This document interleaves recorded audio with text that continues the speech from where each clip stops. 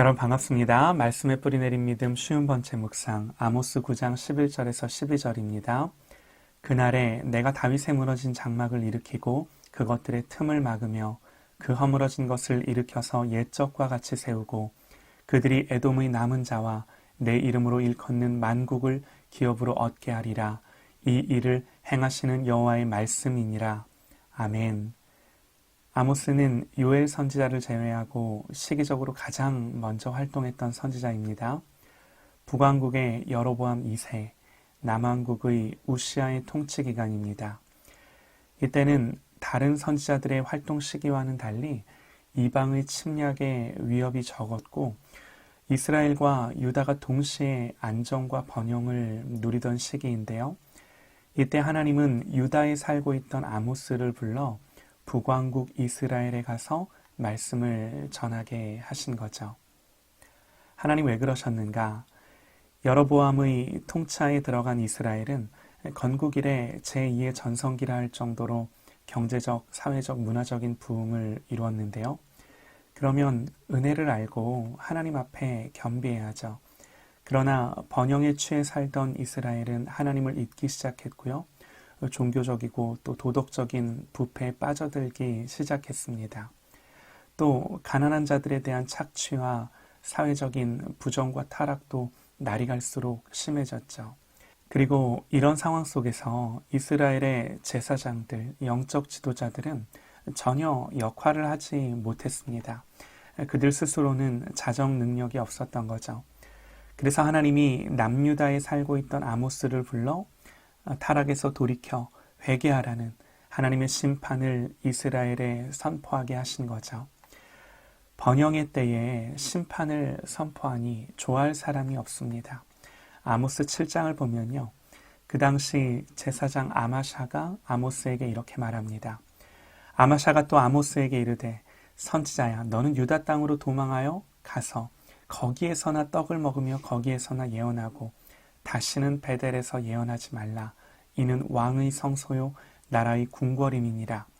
아모스가 아마샤에게 대답하여 이르되 나는 선지자가 아니며 선지자의 아들도 아니라 나는 목자요 뽕나무를 재배하는 자로서 양떼를 따를 때에 여호와께서 나를 데려다가 여호와께서 내게 이르시기를 가서 내 백성 이스라엘에게 예언하라 하셨나니 이제 너는 여호와의 말씀을 들을지니라. 담대하고 거침이 없습니다. 그러나 이렇게 하는 게 쉬운 일은 아니었겠죠. 아모스는 그 이름이 짐을 짊어진 자라는 뜻인데요. 이름 그대로 패역한 시대 속에서 하나님의 마음을 전해야 하는 부담과 짐을 진 자로 사는 거죠. 그러나 하나님의 심판이 궁극적인 목적이 아닙니다. 하나님이 유다에 살던 목자, 뽕나무를 재배하며 살던 아모스를 택해 보내셔서 심판을 경고하게 하신 것은요. 회개하고 돌이킬 것을 촉구하신 거죠. 구원하기 위함입니다. 아모스의 결론은 하나님의 구원과 회복입니다. 심판이 있지만 그 심판 속에서 정결케 하고 다시 회복하시겠다는 하나님의 의지입니다. 그러니 돌아오라는 거죠. 오늘 말씀 9장 11절을 보면요. 그날에 내가 다윗의 무너진 장막을 일으키고 그 틈을 막으며 그 퇴락한 것을 일으켜서 옛적과 같이 세우고 그럽니다. 여러분 다윗의 장막이 뭔가요?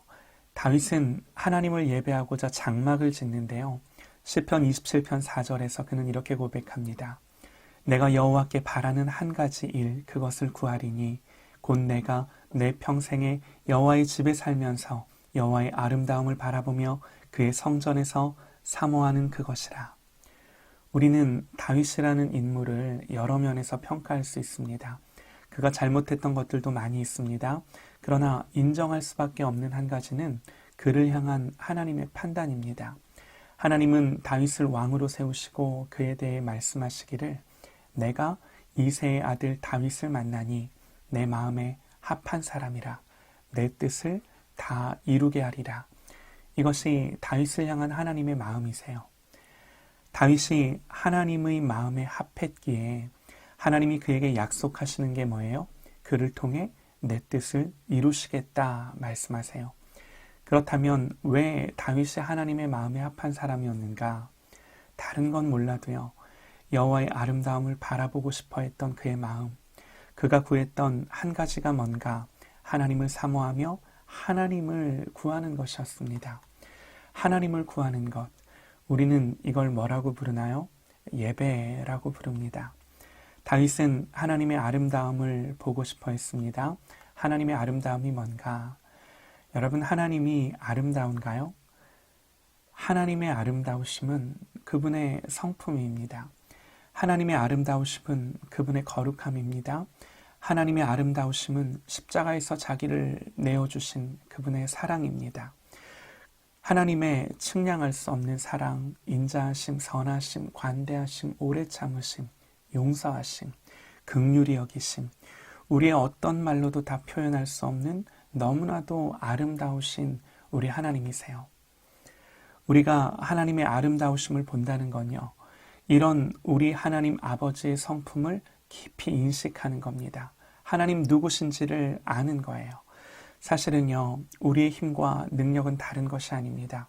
우리를 향한 이 변함없는 하나님의 하나님 되심을 알 때 그때 소망이 있고 생명이 있는 거죠. 그게 우리의 능력이 되는 거예요. 그래서 우리가 이 하나님의 아름다우심을 경험하면요, 우리는 주님을 사랑하지 않고는 견딜 수 없습니다. 하나님을 더 알고 싶은 마음, 하나님과 함께 있고 싶은 마음, 하나님을 더 닮고 싶은 마음이 부어질 수밖에 없는 거죠. 여러분, 예배는요, 이 하나님의 아름다움을 바라보면서 기뻐하는 거고요, 즐거워하는 것입니다. 그것이 내게 생명이 되고 능력이 되고 세상의 그 어떤 행복보다 더 큰 행복이 되는 거예요. 다윗은요, 거기에 머물고 싶었습니다.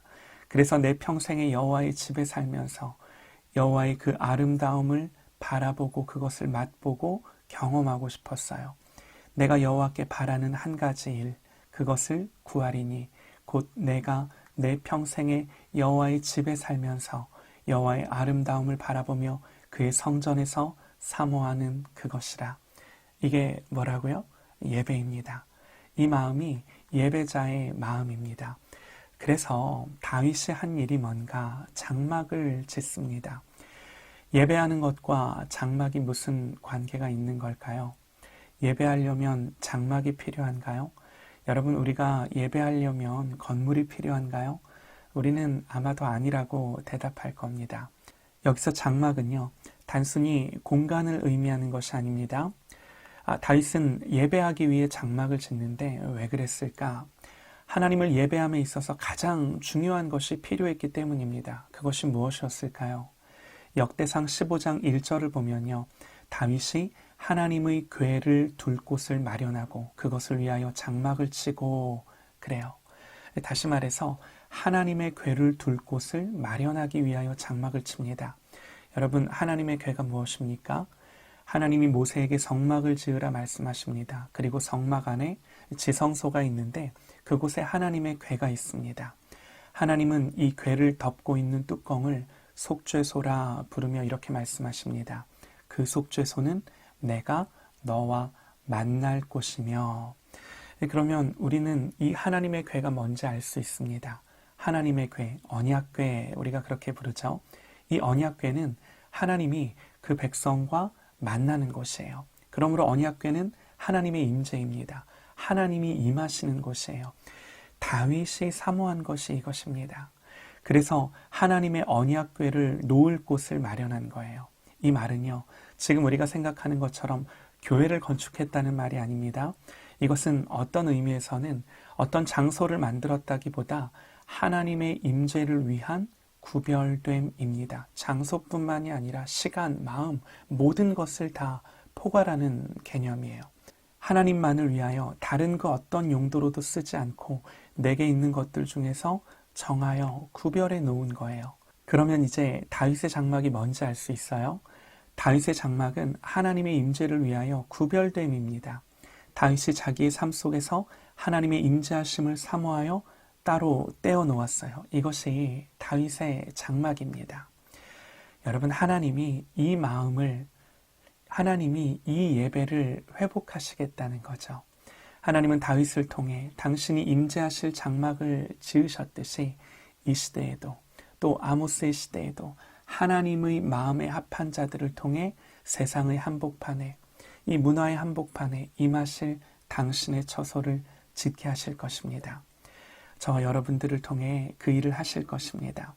이 다윗의 장막이 회복되는 우리의 삶이 되기를 간절히 소망합니다.